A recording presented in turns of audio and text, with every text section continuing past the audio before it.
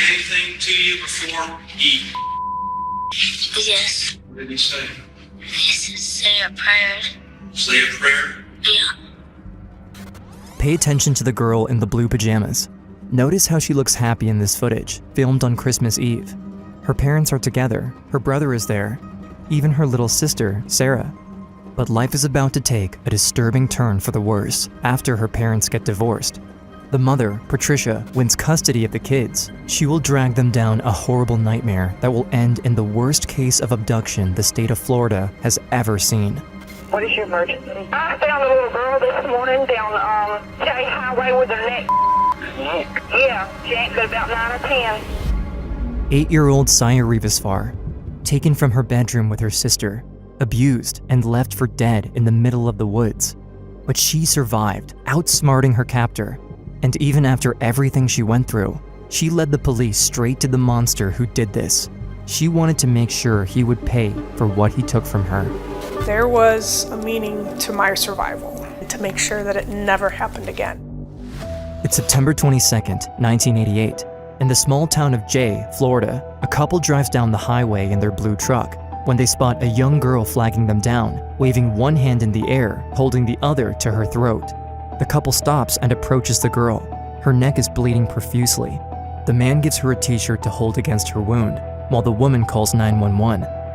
At 6:30 a.m., the Rosa County Sheriff's Office receives this phone call. What is your emergency? I found a little girl this morning down J Highway with her neck tap. Yeah, she ain't but about 9 or 10. Okay, are you going to stay there at the door? Yes, until the county shows up. Okay. Sure, if that passes out on me, then I'm going to head to the hospital. Sergeant Bill McCurdy is the first on the scene, followed by EMTs. While the paramedics get the girl inside the ambulance, they tell Sergeant McCurdy to get all the details he can from her now because, they say, she will not live through this. Barely conscious, the girl is able to recount the terrible assault. She pleads for him to go help Sarah. He then learns the girl was taken into the woods along with her sister, who is nowhere to be found. They put her on the stretcher and went rolling her to the back of the truck. I told her that I'm going to go find your sister. But before the EMTs close the door and take off, McCurdy asks her one last question that will change everything. I clearly asked her who did this to you, and she looked at me and she said, Ray. Ray did it. The year is 1987. Sayeh is 7 years old and lives with her mother and her siblings. She barely sees her father anymore because Patricia, her mother, got full custody. The problem is, Patricia is an alcoholic and nowhere near the mother to them that she should be. My mother was physically abusive. I tried to keep the abuse from my younger siblings. It was a tough place to be. Without a responsible adult around to take care of the kids, Sayeh steps into the role of her mother. I cooked breakfast for my brother and my sister. I took care of my mother when she had her migraines from her hangovers. And while her mother doesn't mind spending most of her nights at the local bars, she often brings home her many boyfriends, exposing her kids to strange men she sometimes barely knows herself. One of them, a man named Ray Wyke. He was the worst of them all, and it became a very scary situation with him. At first, Ray seems nice to the kids, buying gifts and treats. And Patricia keeps him around longer than most. More and more, he tries to take the role of the father figure, showing interest in the kids, in Sarah, but mostly Sayeh. After a while, he begins to take Sayeh aside, alone, but her mother doesn't say a thing. What she doesn't know is that Ray is forcing Sayeh to do things no child should ever do. It was a pact that he said that what he does to me, I am to tell no one, otherwise he'll kill my family. Child services are called home on many occasions after cigarette burns are found on Sayeh's hands or a bruised lip on Sarah. But nothing changes. For months, Sayeh goes through her ordeal in silence, doing all she can to protect her baby brother and her sister. After a year, Patricia leaves Ray and falls into the arms of another man. But Sayeh, as a child, only understands that Ray doesn't come to the house as often as before, without knowing why or if he'll come back. It's September 21st, 1988. Patricia leaves the kids to head to the local bar, as is her usual habit. She leaves her new boyfriend behind to watch over the kids. Sayeh is getting her brother and sister ready for bed, making them brush their teeth and change into their pajamas. It was a school night. We had to be in bed by 8. Me being the oldest, I thought of the genius idea of Sarah and I getting ready for school the night before. We put on our school clothes, and that's what we slept in. It's 12:30 a.m. Sayeh is woken up by a man carrying her out of bed and out of the house. I looked up, I saw that it was Ray, and I asked him where we were going, and he had said, "We're going to see your mother." He carries her out the back door and places her in the front seat of his car. Then he goes back inside. When he comes out, Sayeh sees that Ray is carrying her sister, Sarah, then places her in the back seat. Ray gets behind the wheel and drives off. After only 20 minutes, the car slows down and turns onto a dirt road. The car stops, but there's no sign of their mother. Sayeh understands something is terribly wrong. She knows what Ray is capable of, but she has to protect her little sister. He pulls me aside once he stops the car and says, "Did you tell anybody about our secret?" Sayeh tells the truth, that she didn't tell anyone. He seems pleased with her answer. He goes to the trunk of the car, grabs a few things, then opens the back door to where Sarah is, and begins to tie her up. He ties her hands up and her legs up. And at that point, we started to cry. He pulls me out of the car and brings me back to the trunk and changes into a pair of white shorts. Ray then forces himself on 8-year-old Sayeh. Sarah saw this, started crying hysterically and asking why he was doing this. And all I could do is tell her that it's gonna be okay and it's almost over. All of a sudden, a pair of headlights turn onto the road and start getting closer. He rushes her back inside and threatens her once more to keep quiet. Sayeh can't help but hope that the driver of the car will notice Ray's white shorts are covered in blood. He talks to this person and says, "I'm just having car trouble, we're all set." The man in the truck takes off. As the car leaves, Sayeh's last hope goes with him. It's 6 a.m., the day is breaking. Sayeh has suffered unimaginably for the last 5 hours, when finally, Ray makes her get up. He tells me to put my pants back on and to stand outside his car. And he goes and picks up Sarah because she's still tied up. And he carries her right behind me and tells me to walk into the woods. He sets my sister down on the side of the tree, and I stand in front and face him. And he says, "Say your prayers." And I say my prayers as he takes out a knife. Ray holds the knife to Sayeh's neck and attempts to take her life.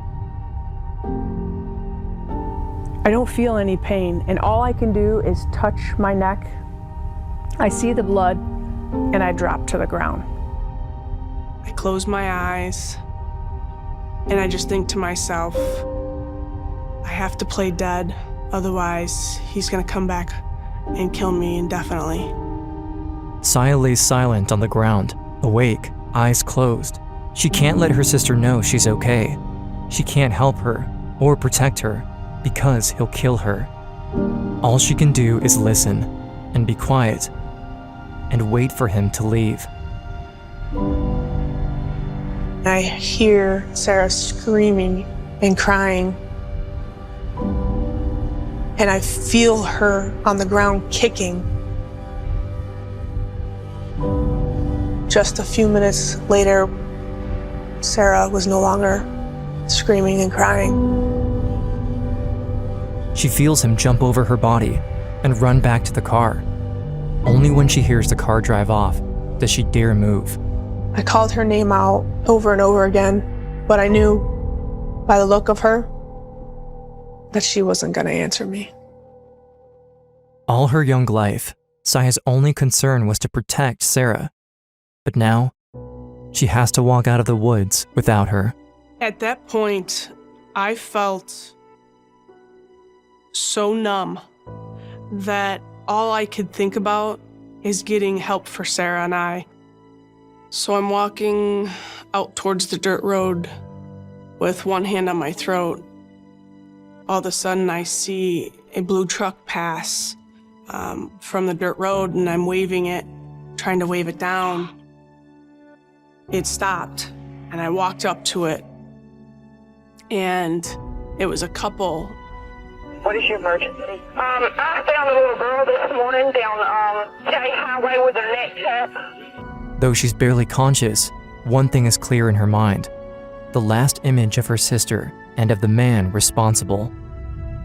I wanted to make sure Ray White was captured and punished for what he had done to my sister and I. Immediately, I told them that Ray killed my sister. And they said, "Are you sure?" And I said, "Yes." Within minutes of hearing Sayeh's story, officers descend on Ray White's home. This is the sheriff's department. You need to go outside, put your hands on top of your head. Your house has been surrounded. This is a joke. No, sir, this is not a joke. It's September 22nd, 7 a.m. While Sayeh is rushed to the hospital, Sergeant Bill McCurdy goes to the stretch of the road where Sayeh said he would find her sister. But as Sayeh suspected, she's no longer alive. Sayeh's heart stops in the ambulance, twice more on the operating table. When she wakes up, all she can think about is that monster and the nightmares that come with him. A few hundred miles away, her father Ahmed gets the worst phone call of his life. He takes the next flight out to Florida to come see Sayeh and to identify the body of 6-year-old Sarah. I felt I was submerged in ice. It was so difficult for me to even breathe. I couldn't even stand up or walk. And they dragged me out of the morgue. Ahmed has been fighting for years to gain custody of his children. Now that the fight is won and he can take Sayeh and her brother home, there is no celebration, no cheer, only grief. It's 1989. As Ray White goes to trial, Sayeh is now 9 years old. She has a long recovery ahead of her, but one thing she feels strongly about is her role in the trial. I knew I had to testify. This was for Sarah, and I wanted to make sure that she knew I did good for us. Did he say anything to you before he cut your throat? Yes. What did he say? He said, say a prayer. Say a prayer? Yeah.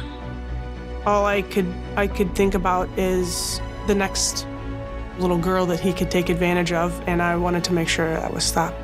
She had to stand up from the witness stand, look over and point out the defendant who had cut her throat and murdered her sister in front of her. You could not help but be struck by her strength and her resolve. The jury finds Ray White guilty of kidnapping, sexual battery, attempted murder, and first-degree murder.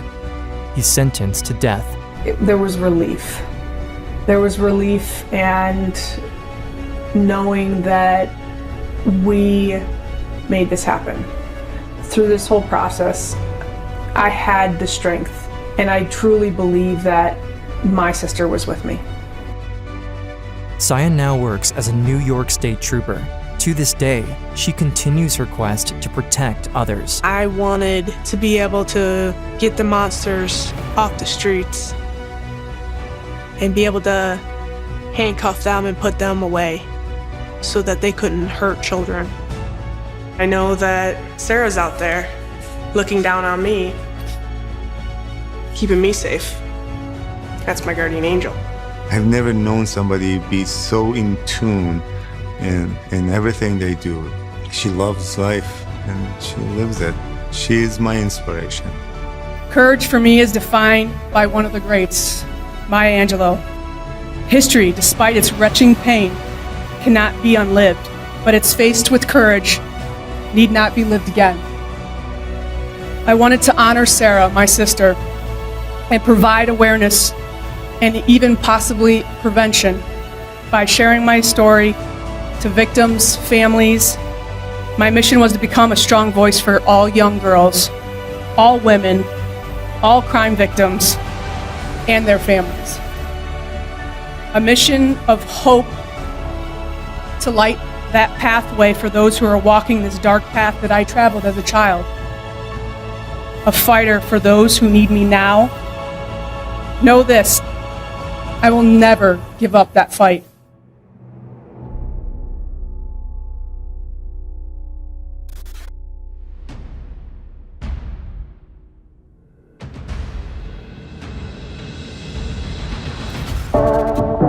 Pay attention to the man in the red sweater and the blue cap.